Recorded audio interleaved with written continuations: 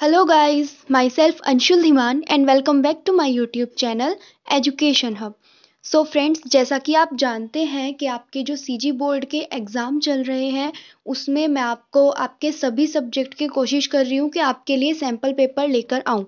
तो ऐसे ही आपका जो 10 मार्च को आपका साइंस का जो एग्ज़ाम है उसके लिए मैं आपका जो है ये सैम्पल पेपर लेकर आई हूँ विज्ञान का। आई होप कि आपको इससे हेल्प मिलेगी। इससे हमें पता लग जाएगा कि किस तरीके से हमारा जो एक फॉर्मेट आ रहा है, कितने मार्क्स के कितने क्वेश्चंस आपसे वहाँ पे पूछे जाएंगे और वो किस तरीके के होंगे। तो देखिए, ये आपका जो है 75 मार्क्स का होगा, ये आपको पता ही है, और 3 आवर्स का हमारा एग्ज़ाम होगा। तो सबसे पहले तो हमें अच्छे से जो है हमारे इंस्ट्रक्शंस जो निर्देश दिए गए होते हैं उनको पढ़ना होता है ना। तो देखिए, सबसे पहले ही इसमें लिखा हुआ है कि सभी प्रश्न अनिवार्य है, यानी कि कंपलसरी है। सेकंड है प्रश्न क्रमांक 1 वस्तुनिष्ठ प्रश्न है, यानी कि ऑब्जेक्टिव टाइप है। इसमें जो है आपको 3 सेक्शंस दिए गए हैं, ए बी सी, अ ब स बोल सकते हैं जिसको आप। और प्रत्येक खंड में जो है सेक्शन में 5 क्वेश्चंस होंगे और हर क्वेश्चन का जो मार्क होगा वो 1 मार्क का आपका होगा। तो इनको आप पढ़ेंगे, अब आपको समझ आ गया है कि किस तरीके से आपको करना है। तो जो सबसे पहले हमारा क्वेश्चन है इसमें ऑब्जेक्टिव वाला, वो है NaLi के आकार का घटता हुआ यानी कि डिक्रीजिंग ऑर्डर क्या होगा। तो हम जानते हैं Na यानी कि सोडियम, Li यानी कि लिथियम एंड K यानी कि पोटेशियम। सो इसका आंसर जो हमारा होगा वो होगा हमारा ऑप्शन नंबर 1, यानी कि lithium greater than Na greater than K। Then हमारा जो सेकंड है वो है निम्न ऑक्साइड में से किसका जलीय विलयन अम्लीय होगा, यानी कि whose aquatic solution will be acidic from the following oxide. So इसका जो होगा हमारा आंसर होगा ऑप्शन वाला 2 वाला आपका कार्बन डाइऑक्साइड। थर्ड है एसिटिक अम्ल। एसिटिक अम्ल जो है इसका आपको IUPAC नाम बताना है। तो इसका जो हमारा आंसर है, हम जानते हैं एसिटिक अम्ल को जो है सिरके के नाम से भी जाना जाता है। तो इसका जो हमारा है वो आंसर है ऑप्शन 3 वाला एथेनोइक अम्ल। फिर है ताप 27 डिग्री सेल्सियस, यानी कि जो टेम्परेचर है 27 डिग्री सेल्सियस, तो उसका जो केल्विन पैमाने में मान बताना है आपको। तो इसका आंसर है हमारा 27 के, यानी कि 27 केल्विन। ये टेम्परेचर सेल्सियस में है तो ये केल्विन में हमें बताना था। फिर हमारा ई है यदि वस्तु समतल दर्पण से 5 सेंटीमीटर की दूरी पर हो तो प्रतिबिंब की वस्तु से दूरी होगी। तो देखिए, अगर ये 5 सेंटीमीटर की दूरी पर है तो इसका जो इमेज बनेगी वो बैक साइड बनेगी, तो वो भी 5 पे बनेगी। तो 5 आपका हमारा हो जाएगा 10। तो इसका आंसर आ जाएगा 10 सेंटीमीटर। देन हमारा आ जाता है सेक्शन बी। इसमें भी आपको 5 क्वेश्चन दिए गए हैं 1 मार्क्स के, ये हमारे फिलअप्स हैं। तो इसमें आपको दिया गया है फर्स्ट वाला हमारा 10 ओम के 3 प्रतिरोध श्रेणी क्रम में जो सीक्वेंस में यानी कि जोड़े गए हैं, तुल्य प्रतिरोध का मान डैश ओम होगा। तो जब वो जोड़े जाएंगे तो उसका जो मान होगा हमारा R1 जो होगा वो 30 ओम हमारी उसकी वैल्यू आ जाएगी। फिर हमारा सेकंड हमें दिया गया है यदि किसी बड़े इलाके से सारे कीट भक्षी चिड़िया समाप्त कर दी जाए तो डैश का प्रकोप बढ़ जाएगा। किसका? कीटों का प्रकोप बढ़ जाएगा। फिर थर्ड हमारा आता है लक्षणों का पीढ़ी दर पीढ़ी पहुंचना डैश कहलाता है, यानी कि ये जो लक्षण होते हैं पीढ़ी दर पीढ़ी जो पहुंचते हैं उनका जो है वो क्या कहलाएगा, तो वो जो है हमारा आनुवांशिक लक्षण कहलाते हैं। फिर है वृक्क की इकाई डैश है, वृक्क की जो इकाई होती है वो होती है नेफ्रॉन। ठीक है। फिर नेक्स्ट क्वेश्चन है समतल दर्पण द्वारा बना प्रतिबिंब सीधा आभासी और डैश होता है। तो जो समतल दर्पण के द्वारा प्रतिबिंब बनता है वो सीधा आभासी और वस्तु के बराबर होता है। तो ये पॉइंट आप याद रखेंगे, हमारा डैश में आएगा। फिर आपके आ जाते हैं सेक्शन सी। इसमें आपके जो मैचिंग है इनको आप करेंगे अच्छे से, आपके जो टीचर्स ने आपको अच्छे से प्रिपरेशन कराई होगी, जो लिख कराए होंगे।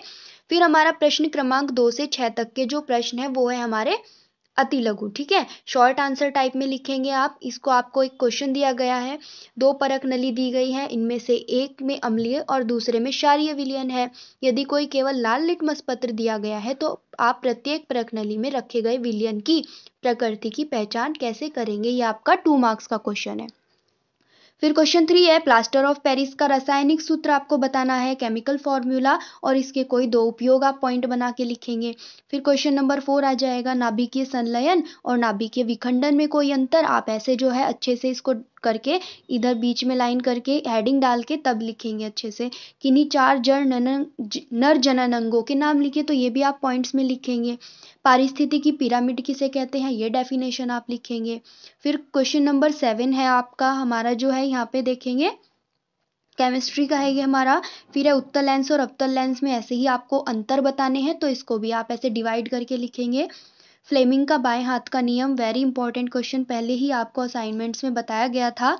जीवों के विकास में चयन एवं अनुकूल की क्या भूमिका है, ये 3 मार्क्स में बताना है आपको, थोड़ा लघु में है ये। फिर आ जाते हैं हमारे 4 मार्क्स वाले जो है क्वेश्चंस, तो इसमें है आपका ऐसे ही ईशा ने 4 विलियन जो है, इसमें भी आपको ऑप्शंस दिए गए हैं। 4 विलियन ABCD की सार्वत्रिक सूचन की जांच की, तब pH मान जो है ये प्राप्त हुए, तो इस आधार पर बताइए कि कौन सा विलियन जो है, ये आपको इस टाइप से इसको बताना है। इसमें आपको ऑप्शन दिया गया है, देखिए 11th क्वेश्चन में जो है 4 मार्क्स का, या तो आप ये वाला कीजिए अपना, या फिर आप ये आपको ऑप्शन में और करके दिया गया है, आप इसका ये वाला बताइए। देन हमारा 12th क्वेश्चन आ जाता है, ये भी ऑप्शनल दिया गया है, शिशिर के पास 2 विलियन वाला और सोडियम का 1 यौगिक वाला, ये भी आपका 4 मार्क्स का होगा। फिर आपका बायोलॉजी से रिलेटेड समजात अंग एवं समृद्धि अंग क्या है और उदाहरण देके बताना है, या फिर आप ये बताइए कि मनुष्य में लिंग निर्धारण की प्रक्रिया बतानी है आपको।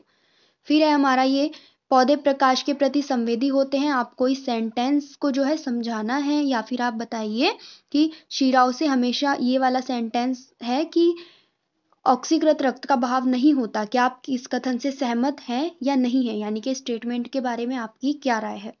फिर हमारा है 15th क्वेश्चन आपका है 5 मार्क्स का, ये भी आपको ऑप्शन दिए गए हैं, इसमें आप अच्छे से रीड करेंगे, जो आपको लगे कि आप बहुत अच्छे से आंसर दे सकते हैं, आप वही जो है लिखिएगा। फिर 16th में भी हमारा जो है ये आ जाता है हमारा फिजिक्स का, इसको आप दोनों को लिखेंगे। आपको डेफिनेशंस जब भी आप लिखें अच्छे से हेडिंग डाल के लिखें, ब्लैक से आप अपनी हेडिंग डालिए, और फिर जो है आप अपना आंसर पैराग्राफ में बना के ऐसे लिखना स्टार्ट कीजिए, ठीक है। फिर हमारा जो है 17th क्वेश्चन है जंग लगने से, देखिए इसमें से भी आपको जो है अच्छे से बताना है, ये 3 मार्क्स का क्वेश्चन हो जाएगा आपका। ये आपको बताने हैं, समीकरण लिखनी है और सिद्धांत समझाने हैं इसमें कुछ आपको, या फिर आप ऑप्शन वाला ये कीजिए। फिर आपका 18th क्वेश्चन आ जाता है ऐसे ही, शिराओं में कपाट पाए जाते हैं, धमनियों में क्यों नहीं, ये आपको 3 क्वेश्चन नंबर का है। और अमाशय में श्रावित HCl के कोई 3 कार्य लिखो, या तो आप इन दोनों को कीजिए, या फिर आप ये जो 2 क्वेश्चन आपको दिए गए हैं, पीयूष ग्रंथि को मास्टर ग्रंथि कहते हैं क्यों, ये भी आपको इंपॉर्टेंट लगवाया गया था पहले। मादा में कोई 3 द्वितीयक लैंगिक लक्षण लिखिए।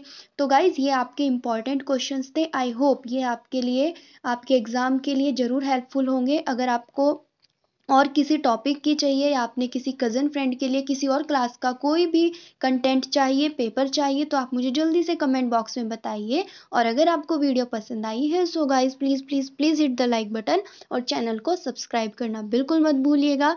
Good luck for your exam. आज के लिए इतना ही, थैंक यू सो मच।